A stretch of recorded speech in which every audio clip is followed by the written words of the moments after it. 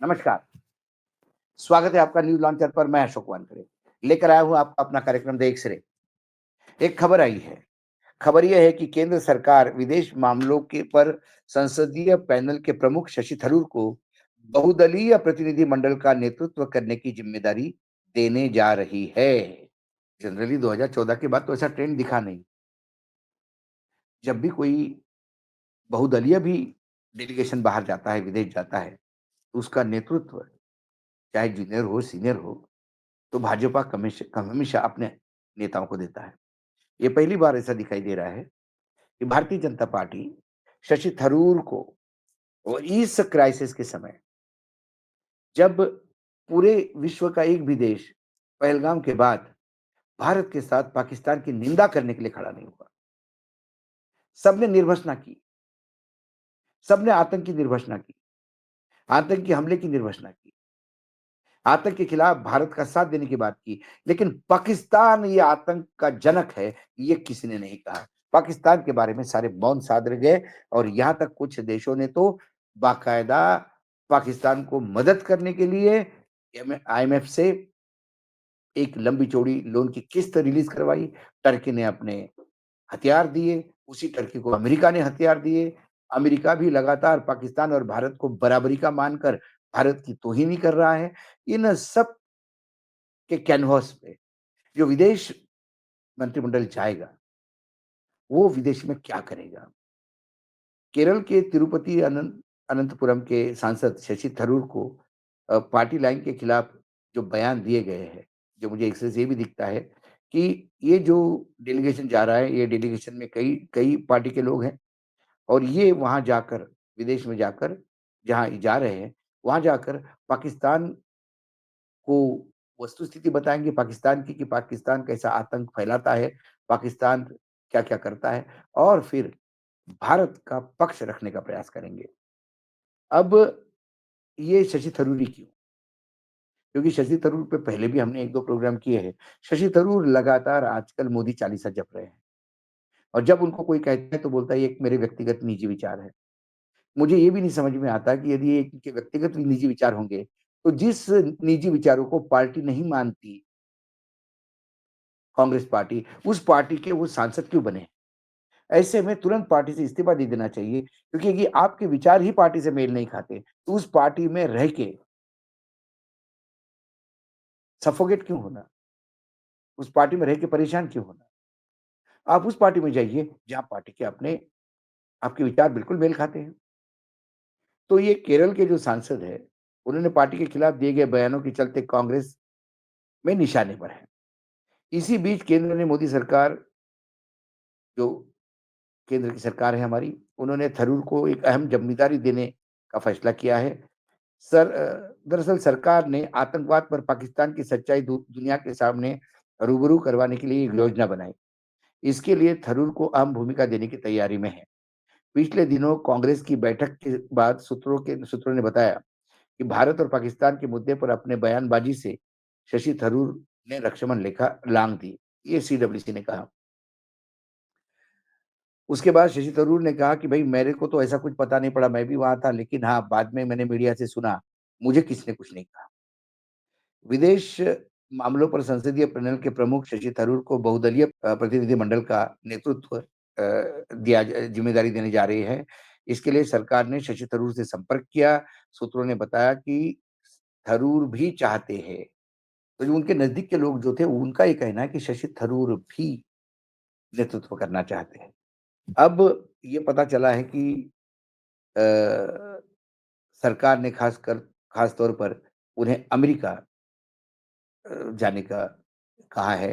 विदेश मामलों की स्थायी कमेटी के अध्यक्ष होने के नाते उनको तो पार्ट उसमें उसमें पैनल में तो होना ही था, लेकिन वो अब उसका नेतृत्व करेंगे। जो विदेश का दौरा करने वाले लोग हैं, वो आतंकवाद पे पाकिस्तान की पोल खोलेंगे।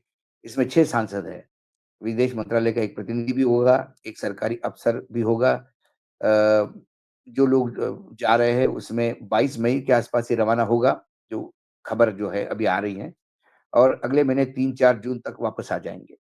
मतलब करीब-करीब 10-12 दिन का ये 10-15 दिन का ये प्रोग्राम है।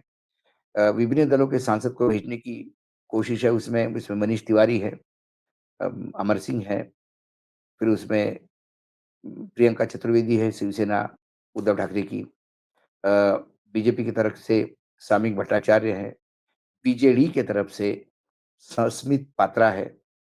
अ, शिवसेना एकनाथ शिंदे की तरफ से उनके बेटे श्रीकांत शिंदे हैं, शरद पवार की तरफ से सुप्रिया सुळे हैं। इसमें 2 नाम बड़ा मुझे खासकर सुप्रिया सुळे और शिवसेना के प्रियंका चतुर्वेदी, ये 2 नाम बड़े मुझे इसमें भी थोड़ी-सी राजनीति दिखाई देती है, क्योंकि क्या उद्धव ठाकरे को अपनी तरफ खींचने का एक प्रयास हो रहा है, क्योंकि सांसद उनके पास भी सुप्रिया सुळे को भी लाने का प्रयास कर रहे हैं। तटकरे भी भेजे जा सकते थे। तटकरे वहाँ से है, अ, एनसीपी के हैं, लेकिन तवज्जो उन्होंने सुप्रिया सुळे को दी और आए-बगाए खबरें आती भी रहती है कि कहीं न कहीं शरद पवार भी कभी-कभी उनका अडानी द्वारा मोदी के प्रति प्रेम उमड़ता रहता है। लेकिन ये एक एक संभावना है, क्योंकि ये जो कॉन्स्टिट्यूट किया जाता है पैनल, बड़ा सोच समझ के किया जाता है। ऐसा नहीं कि आप बोलते कि चले जाओ वाले नहीं। इसमें भारत को कितना फ़ायदा होगा, इससे ज़्यादा वर्तमान सरकार को कितना फ़ायदा होगा, ये देखा जाता है। पिछले कुछ मुद्दों से जैसे कि मैंने कहा कि शशि थरूर भी इंतज़ार कर रहे होंगे कि पार्टी उनके खिलाफ कब एक्शन लेती है और पार्टी इंतज़ार कर रही है कि शशि थरूर कब इस्तीफ़ा देते हैं। पार्टी ने यदि शशि थरूर पे एक्शन लिया तो शशि थरूर की जो संसदीय सीट है वो बची रहेगी, वो सांसद बने रहेंगे। लेकिन यदि उन्होंने इस्तीफ़ा दिया, तो फिर उनको वहाँ से मतलब वो पार्टी से इस्तीफ़ा दिया तो उनको उस सीट से भी इस्तीफ़ा देना पड़ेगा और फिर वहाँ बाई इलेक्शन होगा। कई पेच फँसे हैं, लेकिन जो लगातार चिदंबरम, शशि थरूर, ये जो नई नई टीम है, अच्छा शशि थरूर के आने से केरल में फिर बीजेपी को लगता है कि एक अच्छा आदमी उनके हाथ में मिल गया। वहाँ चिदंबरम पे भी आज हमने सुबह ही कार्यक्रम किया था कि चिदंबरम के ऊपर कितने केसेज़ हैं। लेकिन केसेज़ तब है और वो तब अवांछित हो जाते हैं जब कांग्रेस में है। जैसे वो कल बीजेपी में आ जाएँगे तो वो केसेज़-वेसेज़ सब रफ़ा-दफ़ा हो जाएँगे और फिर वो पाक-साफ हो जाएँगे। तो वो शायद चिदंबरम भी वॉशिंग मशीन में बैठने का इंतज़ार कर रहे हैं, तो वो तमिलनाडु में कुछ मदद कर पाएँगे क्या? ये एक प्रयास बीजेपी करेगी। क्योंकि केरल और तमिलनाडु ये 2 राज्य हैं जहाँ बीजेपी अथक प्रयास कर रही है पैर जमाने की, लेकिन जम नहीं पा रहे हैं। कभी किसी के साथ गठबंधन कर रही है, कभी किसी के साथ बाहर तोड़ रही है। फिर भी वो आज भी उसको बाहर की उत्तर भारतीय पार्टी और हिंदी भाषी पार्टी के नाम से ही जाना जाता है। और जो द्रविडियन पॉलिटिक्स है खासकर साउथ का, वहाँ कहीं न कहीं उनको वो तकलीफ आती है।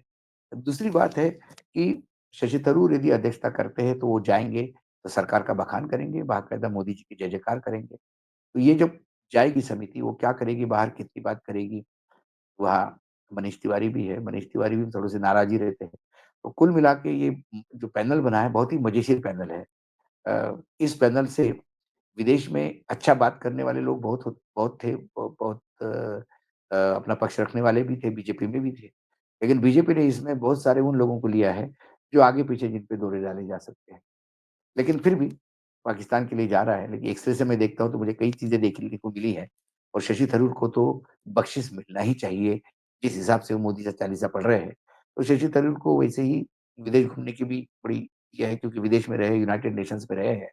तो अब एक भारत जैसे देश के एक पैनल का, एक बहुदलीय प्रतिनिधिमंडल का यदि वो अध्यक्षता करते हैं, तो उनके लिए भी एक गर्व की बात होगी और धीरे-धीरे एक स्टेप नज़दीक बीजेपी का, मैं इसको मानता हूँ, जब मैं देखता हूँ एक्स-रे से। आज एक्स-रे में इतना ही, कल फिर आता हूँ किसी विषय के साथ, तब तक के लिए नमस्कार, देखते रहिएगा न्यूज़ लॉन्चर।